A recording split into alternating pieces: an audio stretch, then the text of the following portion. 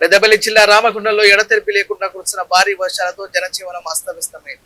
లోతట్టు ప్రాంతాలు పూర్తిగా జలమయమవగా పలు ప్రధాన రహదారులపై భారీగా వరద నీరు చేరింది. పరిస్థితిని పరిశీలించిన జిల్లా అదనపు collector Arunasri, DCP Ramareddy, mayor Mahankala Swamy లోతట్టు ప్రాంతాల్లో పర్యటించి ప్రజలను అప్రమత్తంగా ఉండాలని సూచించారు.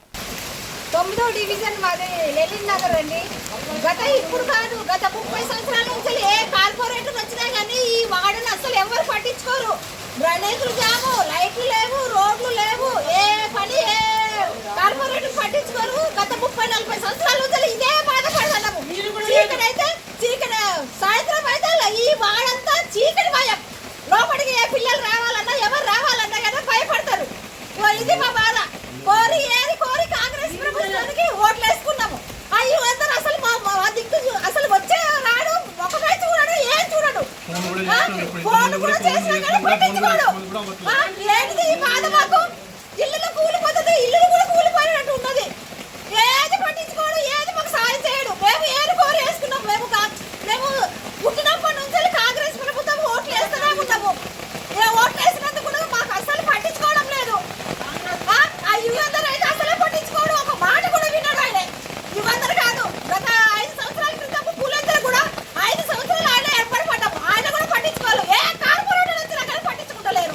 మాకు ఎంత వనవాసం అవుతుందో, ఎంత బాధ అవుతుందో, తడిసిపోతున్న పిల్ల జల్లాలతో. ఇది మా సమస్య. తినాలా లేదా? మా పరిస్థితి ఏంటి? అనారోగ్యం పాలైపోతున్నాం మేము. చిన్న పిల్లలతోని, ప్రెగ్నెన్సీ లేడీతోని, చిన్న పిల్లలతోని బతుకుతున్నాం ఇక్కడ. మరి ఏంటి ఈ సమస్య? ఎప్పుడు తీరుతుంది? ఎవరు వస్తారు? కమిషనర్ మేడంకు దండం పెడుతున్నాం. మేడం గారు, మీరు కొంచెం దీంట్లో ఇన్వాల్వ్ అయ్యి మాకు కొంచెం సాయం చేయండి, మాకు హెల్ప్ చేయండి, మాకు కొంచెం ఈ బాధ నుంచి విముక్తిని కలిగించండి. ఎమ్మెల్యే గారు అన్న మక్కన్ సింగ్ అన్న, ఇగో మేము మీ పార్టీ చిన్నప్పటి నుంచి మీకు మేము వేస్తూనే ఉన్నాము. ఇగో మా పరిస్థితికి ఇట్లున్నది. ఈ బాధలు, ఈ కష్టాల నుంచి మాకు విముక్తిని ప్రసాదించండి అన్న మక్కన్ సింగ్ అన్న. నేను నా పోలీస్ సిబ్బంది ఏసీపీ గారు, డీసీపీ గారితో కలిసి ఈ వర్ష అఫెక్టెడ్ ఈ వీరపల్లి విలేజ్ గోదావరి ఖని చూసుకోవడానికి వచ్చాము. ఇక్కడ ఈ గోదావరి పక్కన ఉన్న ఈ విలేజ్ కొన్ని ఇల్లులో కూడా వాటర్ వస్తుంది. అది మనం పరిశీలన చేసి ఇక్కడ అవసరం ఉన్న సౌకర్యం ఇక్కడ ఇన్ష్యూర్ చేస్తున్నాము. మెయిన్గా ఇక్కడ ఆర్ఎఫ్సిఎల్ ద్వారా వాటర్ రిలీజ్ చేసిన ఇక్కడ వస్తుంది అట్లా లోకల్ విలేజర్స్ వాళ్ళు అందరు చెప్తున్నారు.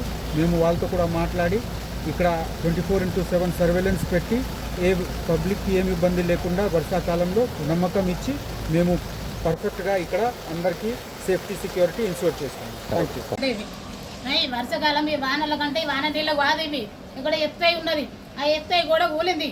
ఆ గోడ ఊలకు 5 నిమిషాలు కాలే. 5 నిమిషాల వరకు మొత్తం ఇల్లు రెండిపోయి మాకు ఇంట్లో మొత్తం నీళ్ళే ఉన్నాయి. మరి ఈ వాన నీళ్ళు కాదా ఎత్తాయి? మాకు ఈ ఊరు లేపరు. ఏంది బాధ? మాకు ఎండాకాలం ఈ బాధే, వానాకాలం ఈ బాధే. మరి ఊరు లేపమంటే ఊరు కూడా లేపరు అవుతుంది. ఎందుకు మేము బతకాలా సావాలా? మేము ఈ ఊరు లేపమంటే అట్లా లేపుతారు. ఎవరు పరిస్థితి వాళ్ళే చూసుకుంటారు. కానీ ఈ వానకు గోడ దగ్గరకుండా ఎత్తాయి గోడ దగ్గర ఉన్నది. మరి ఎవరన్నా పట్టించుకుంటారా? ఎవరన్నా వస్తారా? ముందుకు వస్తారా?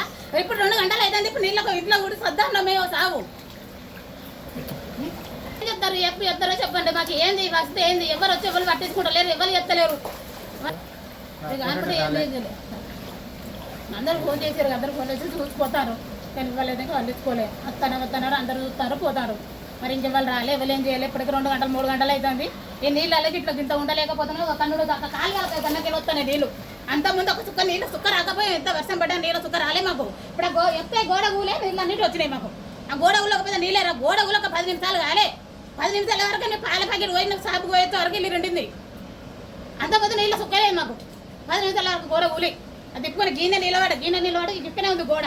ఆ గోడ ఒక్కసారి ఇటు కూలింది, తిప్పు అన్నది. ఎక్కడన్నా గోడ కూలిందని చెప్పి అటు చూసినా ఇటు చూస్తున్నా ఏడలేదు. మరి అటే గోడ కూలిందని చెప్పి గిన్నె కూర్చి ఎత్తుకొని నిలబడి చూసిన ఇక్కడ చూసే వరకు గోడ మొత్తం కూలి వరద వస్తూనే ఉన్నది. ఇక